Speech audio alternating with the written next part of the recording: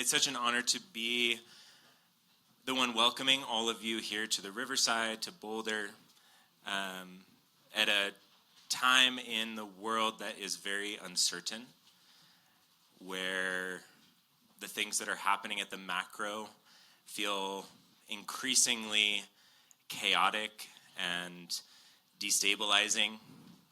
And this event is intended to be in direct dialogue with the moment that we're all navigating collectively. A moment where a lot of the old stories about who we are as humans, what it means to be a society, questions of ideologies, communism and capitalism, anarchy, libertarianism, where we're navigating what it means to create solidarity outside of the divisive ideologies of the 20th century. And Ethereum localism is one of the invitations that we're making, or provocations that we're making around a way in which we can come together in a different kind of solidarity than we've known before. And so this weekend we might hear some terms that might be new to some of you. A lot of us here work in the space of blockchain, but not all of us. And so we want to create an environment that is inclusive, because I'm really not interested in the circular, insular conversations of people who are on the inside of a particular ideology or technology. We're really trying to find ways to communicate across differences and build real functional solidarity to create grassroots systemic change. And Ethereum as a substrate is a place where we can organize. And localism is where that change really matters and needs to be rooted in place in service of people and ecologies and communities. And so this inquiry that we're exploring this weekend is, what is the relationship between that global solidarity and that local action? And you might also hear the term cosmo-localism this weekend. And cosmo-localism, the definition that I love that one of our friends and mentors, Michelle Ballins, coined is, everything that is heavy should be local, and everything that is light should be global and shared. So simple. We're globally connected. We're in a global commons. We can share best practices and playbooks and templates and infrastructure, but we want to have local autonomy, local sovereignty, local direct democracy, so that we're not having to choose between, a one world government that we're all underneath, and we're also not choosing nationalism, which is another one of those common patterns that comes up in times of transition. Fascism and nationalism, when things are unstable, oftentimes we as humans can look for who to blame. And so instead of steering away from that or pretending it's not happening, we want to go directly into those questions of, how do we build global solidarity, and how do we ground that and root that into local action? You might also hear the term bioregionalism this weekend. This is more on the ecological orientation that many of us share. How can we reimagine human social systems to be more in alignment with living systems? And cosmo-localism and bioregionalism go really well together, actually, because a bioregion is a self-contained ecological zone, but by orienting to our place, we're actually entering into a kind of global solidarity with all of the other people around the world who are also orienting to stewarding their places. And we can share information and resources across national boundaries, and have infrastructures that allow us to enact that different mode of production, different mode of being. And so we have a beautiful spread of people who are working on all of these different areas whether it's technology or local community organizing, people building infrastructure, people working on the social side of things, the measurement and reporting so that we can actually pay people for doing the work of tending to communities and our commons and our planet. And we're here to learn together. None of us have all the answers. We're exploring this possibility space, this design space together. And so for that reason, this weekend we're trying to be as unconference as possible.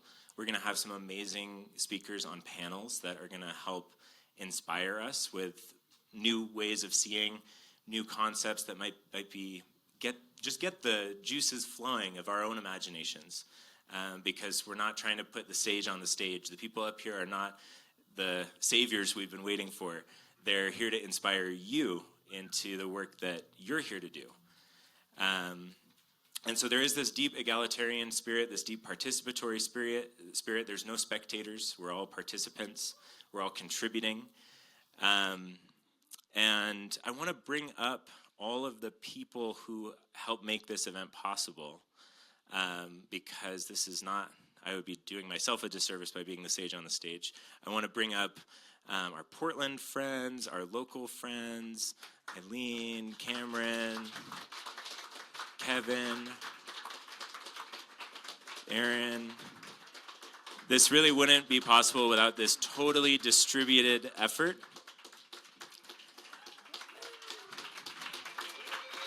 Yeah, look at all these people.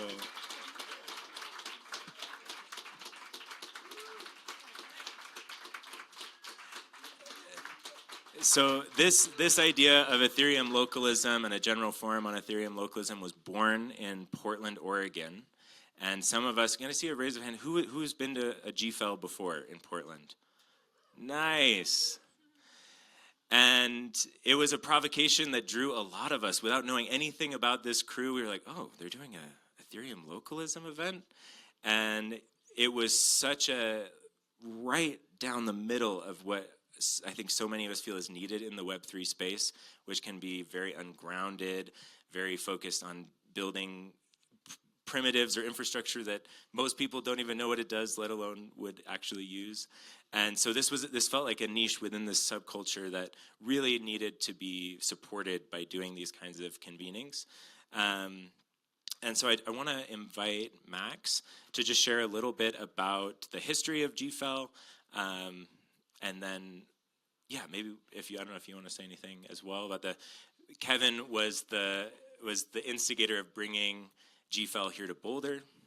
And so we're standing on top of a legacy of folks that I want to just honor and acknowledge. Thank you, Ben. Thank you. I have to read off notes. I'm not nearly as practiced and eloquent. All right, blockchain culture has always aspired toward decentralization, but this decentralization has never been guaranteed. Having these tools for decentralization doesn't guarantee decentralized networks in themselves. A top-down implementation of blockchain tools across masses whose expectations and behaviors aren't shifting towards being part of a decentralized network will tend toward centralization once again. Blockchain-based internet can end up as a walled gardens, despite the promise, much as the internet has before us. The solution, it seems, is to ensure the future of Web3 is oriented around the decentralized production, distribution, and utilization of Web3 tools. But ensuring this is no easy task. These systems have not been built before at the scales that we need.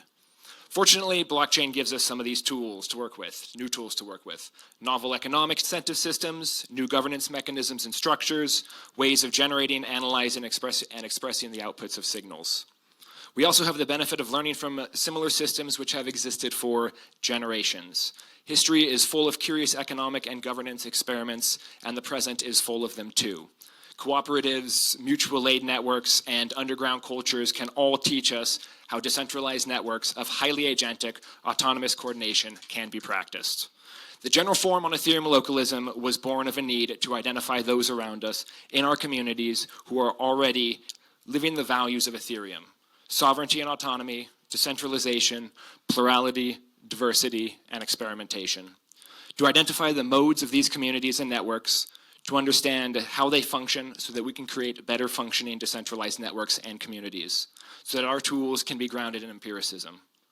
Also, so that we can get blockchain tools into the hands of these communities, not for some nebulous and self-centered concept of adoption, but because they are value aligned, but because they are already decentralized, and because each implementation of blockchain localism is an inoculation site against capture. An inoculation site against capture for those localists who aspire to maintain their autonomy, and an inoculation site against capture of Web3. Its utilization, distribution, and production are truly decentralized. We stand a better chance of building a decentralized P2P world. So Christie conceived of the concept of holding a conference. Give it up for Christie. Conceived of the idea to have a conference to galvanize disparate but value-aligned communities to explore this problem space, to explore the opportunities it holds. Yes, for the benefit of Web3, but more so for the benefit of our own local communities. For the benefit of resilience, sustainability, local economies, individual welfare, the welfare of our shared cultures, and the welfare of this planet. Ethereum Forest, at the time PDX DAO, Portland folks up here can raise their hands if they want, held the first GFEL conference on October 13th, 2023. Friday the 13th, yes. Very auspicious. We did so to address the question, what does Ethereum localism mean? We brought in experts from around the world to help answer this question, not presuming to know the answers ourselves, and you all came earnestly to discuss with us. In 2024, we held the second GFEL, also in Portland, to continue the discussion. Also Friday the 13th. Yeah, again, very auspicious. To ask the question, how do we practice Ethereum localism? One of the answers was to continue to spread and expand the conversation, to grow the movement, to learn to coordinate better. So here we are, thanks to our Boulder friends, continuing the discussion on what localism means. What does it take to practice cosmolocal coordination? How can blockchain tools help? And what can Web3 folks learn from those who have come before us? So thank you for being here. Thanks for being a part of this conversation. We are yet at the top of the design funnel. We're at the brainstorm phase, so every input helps. There's no bad ideas. I'm really looking forward to jam with you all this weekend on how we can not just keep the future of the web decentralized, but ensure that the future of the world is as well.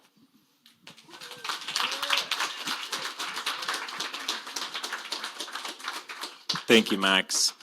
And yeah, this wouldn't be possible without the Portland crew having kicked off this inquiry. It wouldn't be possible without Kevin's support and without the support of all the local Boulderites who leaned in. And even without as much context about Ethereum and Web3, we're like, oh, this is where we want to direct our energy because of how much we care for this community. We want to empower this community with new tools and to have Boulder be a place where we can experiment with a lot of these grassroots innovations. And so many of them are actually already happening here on the ground locally. There's so much regenerative agriculture. There's such a strong cooperative economy.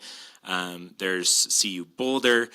There's so many of the pieces that my hope, my highest intention for this gathering is for the deeper solidarity at the global level amongst the innovators who are building tools that help local communities, and increase solidarity here locally in Boulder with new capacities. In the world of holochain, they say grammars are expressive capacities. And so we don't actually have some of these grammars of our own currencies. We actually can't express the community solidarity that we actually feel in our hearts. And so there's a deep, heartfelt intention here to not just talk about things, but to really ground them into the places that we call home through and as an expression of care and love for our places and our people. And so I just want to say thank you again to all of the people who made this possible. We're going to hear from a few of our localist organizer friends later today and tomorrow. And maybe just to close out our introduction, I want to bring up my friend Jordan Siegel.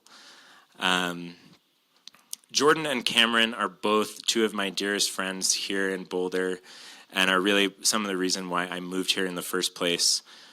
Cameron has been incredibly generous in holding it down here at the Riverside and making this space available to us. So I want to thank him especially. And he's the kind of dude, if your car is broken down and you send him a text, he'll show up on the side of the road to help fix your car. He's that kind of homie.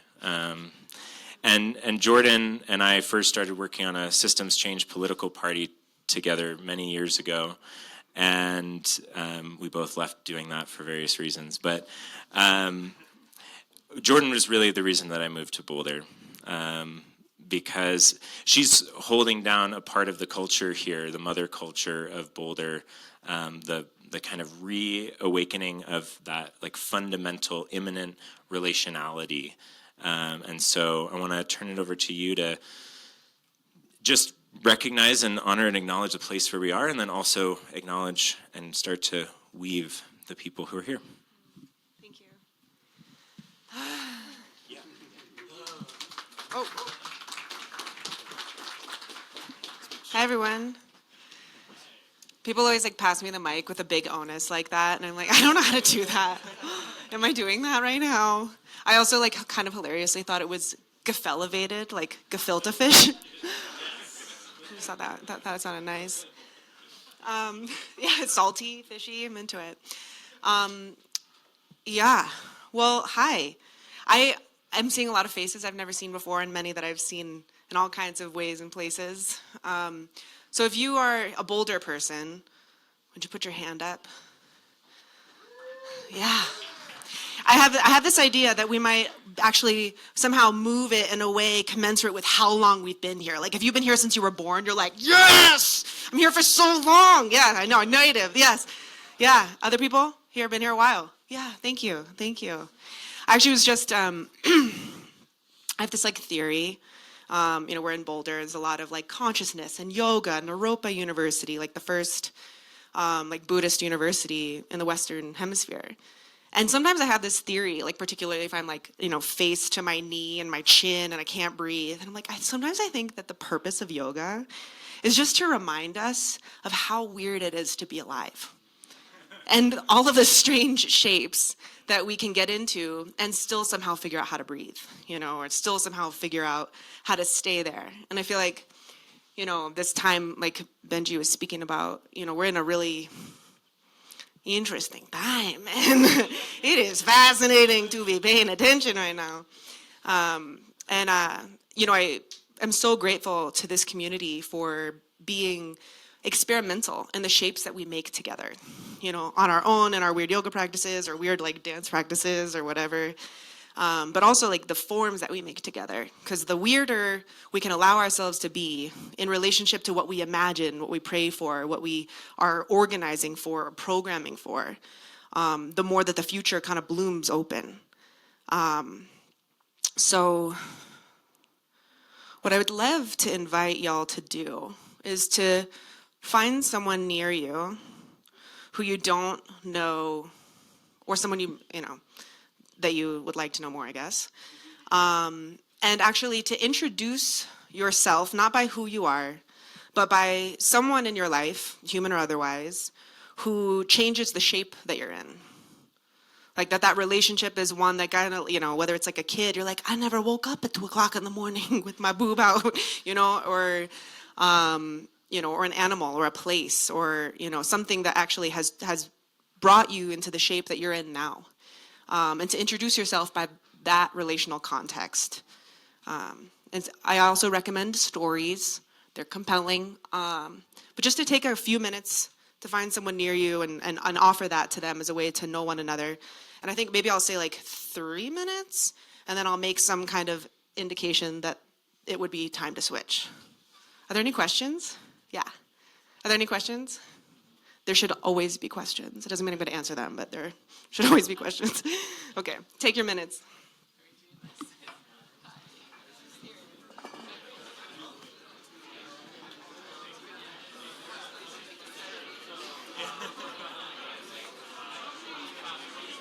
That was great.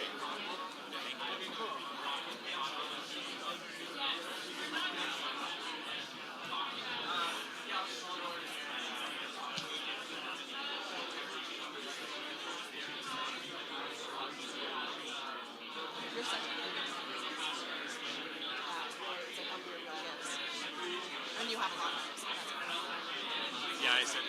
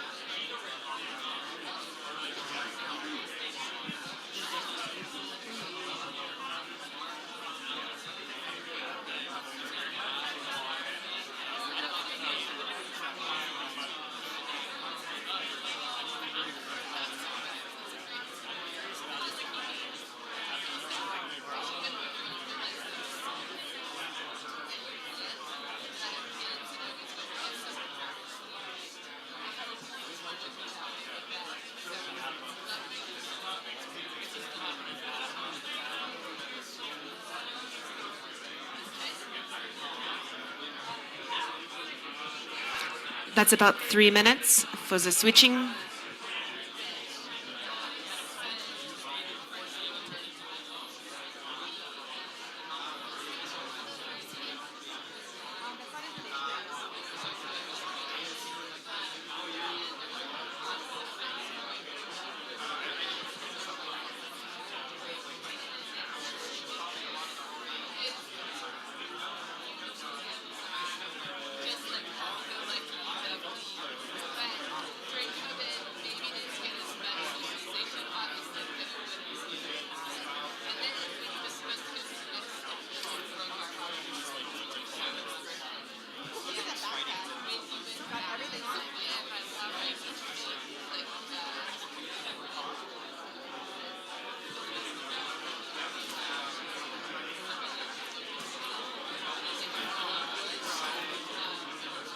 Two more minutes.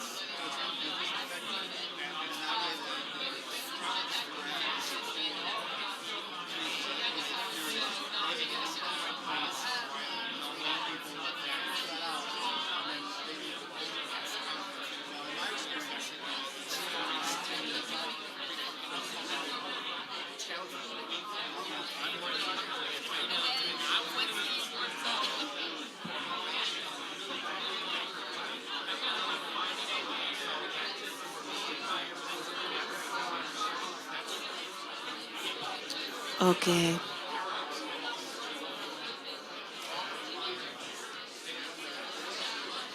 Wrapping up your stories.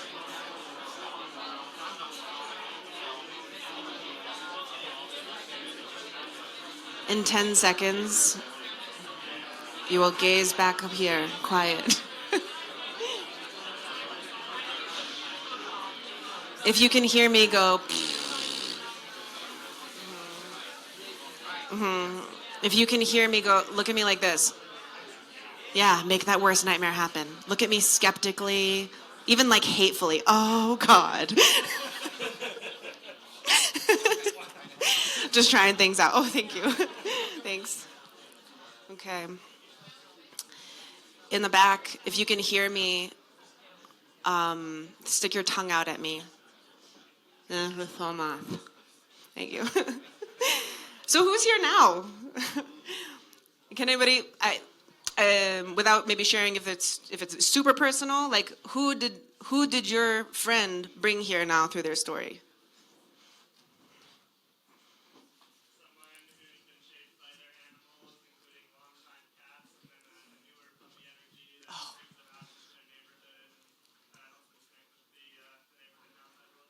Yeah, nice. Geriatric animals are like their own medicine for sure, and so are young ones. Mountain Peak. Bless. Anybody else? My friend Colleen has been shaped by raising a dog, G.I. Joe, who they now have adopted Joe, and it helps her see that while some people can be neurotic and push buttons, like underneath it all, they're probably like a really kind little golden lab. Oh, I love that. I actually had the moment of like coming up here and being like, I'm just gonna look at everyone like they're a baby. You know, and then I could look at them like they're my beloved, or look at them like they're old. But now I'm going to think everyone is a golden retriever. That's nice. Well, I'm probably nearing the end of my time. Is that right? There's lots of other things that need to happen. Do I want to do one more thing? I guess I would share just briefly that I just came back from a European philosophy tour, which was deeply aided by an extremely intense fever for a week in the Netherlands. And I ended up going to like the meta-modernist guys after coming from Nora Bateson, and just like these conversations about, like, actually I'm going to point to Gregory. Gregory's the one who introduced me to spiral dynamics like more than 10 years ago. And I was like, oh man, reading all this stuff. But I kind of was like, oh, I'm an immanence supremacist. Like, I'm here for the ground. I'm here for relationship. I'm here for food. I'm here for the soil, And just like in the last 2 weeks, and again, that fever really helped a lot, I've started to reconsider the possibilities of what they call transcendence. And, and like linearity scares me. I'm just going to name it. Like it's just, I look to nature and I don't see anything really straight. I mean, actually, pines seem very straight, but lots of branches. And sometimes if the wind blows, it'll like twist, Anyway. And I've had this thought, that I'm preparing like a pretty dramatic rebuttal that I'm thinking about writing on my housemate's body as a medium, and sort of publishing in that way. Yeah. We're just gotta think new thoughts. One thing that I am always afraid of is where it's like, there's like some place that we're going and it's high up and that's where we're supposed to go. And man. Like, really, I just want to be really specific to my true nature, exactly where I am, and to the people that are here with me, and for us to like really culture one another with our particularities, with what we love and the weird ways we love them, and to let ourselves get a little weird here on this planet again, and here in this culture where we can practice those strange shapes and prove to ourselves and to creation that we're not an idea. That there's a real here. And I want to thank you all for being, technicians of possibilities for ways to back end that. Like, truth is, I don't really understand. I mean, it's not like I don't understand, but I'm not like turned on, frankly, by like Ethereum. Sorry, just naming it. I'm more like earth, wind, fire, water. Okay. But thank you, for doing the work to actually help elevate our system so that we can continue to evolve into a more specific, a deeper iteration of who we are when we're together in beautiful ways. So thanks, y'all. Thank you, Josie. Yeah, Josie's been such a teacher for me around immanence and what it means to actually be of place, and returning to that relationship to place. She does that really beautifully. And the last closing remarks I want to make, and then I'm going to not talk for the rest of the weekend, is just to say that towards what I was mentioning earlier around the time that we're in and the kind of collapse of some of the narratives and ideologies that have gotten us to this point, it feels to me personally like there is a need for new stories and a need for new infrastructures that embody those new stories. And I think within the kind of postmodern zeitgeist, a lot of it is about critique. A lot of it is about deconstructing. Well, that's oppressive in that way, and that's messed up in that way, and gosh, we needed that. That was really important for us to like name all of the things that are broken about our current society. But I feel like we're at a point where we get how broken things are. We get the things that need to change, and I think there's a different kind of courage and audacity to actually build the future that we want. And instead of critiquing the world as it is, actually creating the systems and structures that allow us to create a vital, resilient, and participatory human civilization. And that's going to be fundamentally pluralistic, so there's not going to be any one way to do that. And so that's why we need all of your help. And so my goal for today and for this weekend is for us to courageously articulate what we believe is the secret, the third secret, more complex and nuanced thing that is not capitalism and is not communism. What is that thing? What is that world that we're all building towards? And there will be an infinite number of expressions of that, but by declaring what we're for and doing that with the hashtag GFEL Boulder,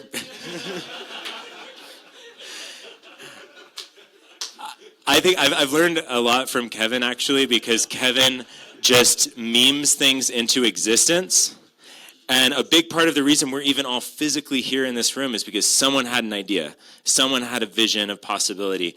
And they said, hey, are you guys aligned with this? And as more and more people are like, yeah, actually, then that idea gains strength, and there's more gravity. It will pull the regens and the blockchain people and the local community organizing people into a new gravity that's not really possible in the narratives and ideologies of the 20th century. And so that's what I hope we're here to do together, is explore that possibility space and really make our voices heard in this larger ecosystem that we're part of. This is a very small assembly relative to all of the crypto things, or all of the political movements that are happening around the world.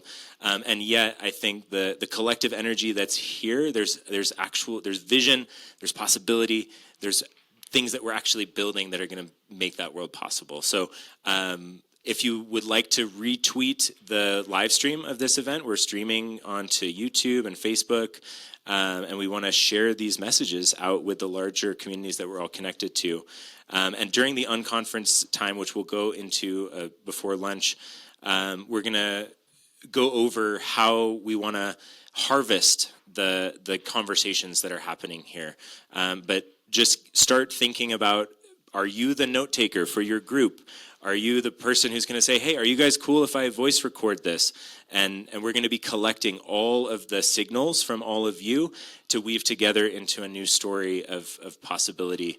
And we're going to have a wiki, and there's a lot of ways that we want to continue the energy of this event. Another thing that Josie says is we're not at the beginning. We're in the middle.